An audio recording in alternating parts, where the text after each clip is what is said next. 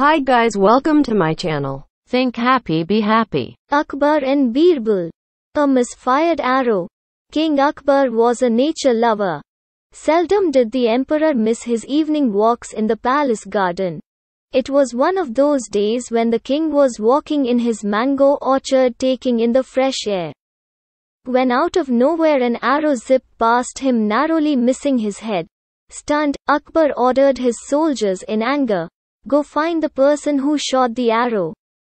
The search party was set out and the soldiers soon brought along a trembling boy with them. Akbar looked at the scrawny figure standing before him and demanded, "Why do you want to kill me?" The boy stuttered, Your Majesty. Try to kill you. I was just trying to take a shot at the ripe mango on the tree, but my shot missed the target and the arrow crossed you by mistake. Please forgive me." Akbar's anger blinded him. Without sparing a thought, he turned to his soldiers and ordered, "Kill the boy the same way he tried to kill me." Soon the boy was tied to a mango tree. The soldiers were about to shoot an arrow at the little boy when Birbal stopped them. Birbal approached the king and said, "This is not fair, my emperor.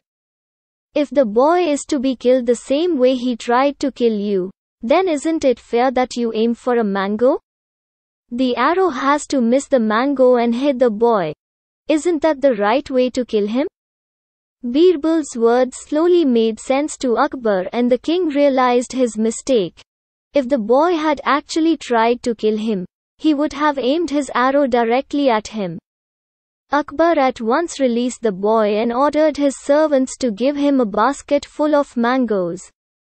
Like, comment, share, subscribe and press the bell icon and never miss another update.